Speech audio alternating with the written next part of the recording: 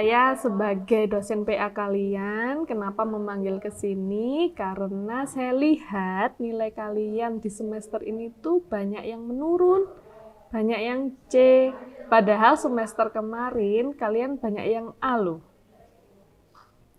Coba jelaskan, mungkin Ibu bisa membantu kalian.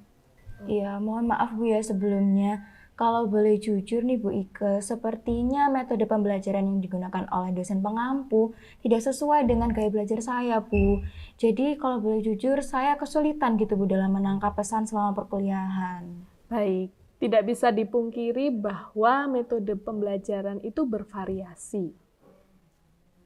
Tetapi kita sebagai pembelajar harus beradaptasi karena dosen mempunyai ciri khas belajar masing-masing. Kalau Mbak Mai, apa permasalahannya? Baik Bu, mohon maaf sebelumnya di perkuliahan kemarin saya benar-benar tidak bisa fokus kepada proses pembelajaran dan juga saat ujian Bu. Karena di samping saya berkuliah, saya juga bekerja dan mengikuti beberapa kegiatan organisasi Bu. Nah nampaknya manajemen diri dan juga manajemen waktu saya ini kurang bagus. Alhasil berimbaslah ke nilai saya yang bisa dibilang cukup rendah. Seperti itu Bu. Tuh Bu. Nah, itu bagus kan? Kita kuliah, tapi kita sudah kerja dan berorganisasi. Tetapi kita harus bisa memprioritaskan mana yang terpenting. Kuliah itu juga penting, ya, karena keilmuannya itu akan bermanfaat untuk pengalaman kalian di masa depan. Teknologi pendidikan tidak hanya sebatas penggunaan teknologi canggih di dalam kelas untuk membantu kalian belajar. Hakikatnya, teknologi di sini dimaknai sebagai pemecah masalah di bidang pendidikan. Jika di kota, kalian bisa belajar menggunakan internet dan virtual reality. Nah, bagaimana jika kalian belajar di tempat yang tidak terfasilitasi oleh teknologi tersebut?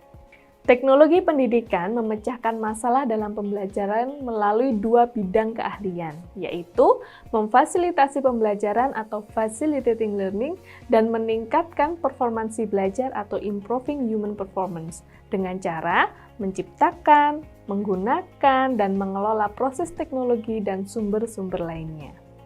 Ingat, kalian tidak harus menciptakan teknologi baru, namun bisa menggunakan dan mengelola teknologi yang sudah ada. Berdasarkan hasil penuturan mahasiswa pertama, hasil analisis menunjukkan dia memiliki kesulitan belajar karena metode yang diterapkan dosen pengampu tidak sesuai dengan gaya belajarnya.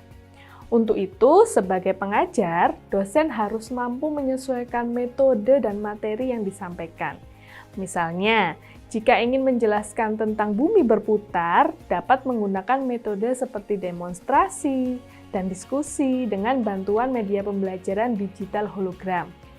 Pemilihan media pembelajaran didasarkan pada tujuan pembelajaran, karakteristik pembelajar, dan kondisi pembelajaran. Tidak ada media yang paling baik di antara semua media. Semua memiliki peran masing-masing. Sementara, mahasiswa kedua mengalami kesulitan belajar secara personal, yaitu memiliki self-regulated learning dan time management yang rendah. Selain itu, ritme belajarnya juga lambat, sehingga untuk mempersonalisasi kebutuhan belajarnya perlu dilakukan pengulangan berulang kali sampai dia benar-benar paham. Untuk meningkatkan performansi belajar mahasiswa, perlu didukung dengan pengulangan berulang kali melalui belajar secara programmed instruction, membaca ulang modul, mengikuti seminar atau kursus-kursus, mengikuti sharing knowledge, atau focus group discussion. Pada intinya, perlu adanya usaha ekstra agar performansi belajarnya meningkat.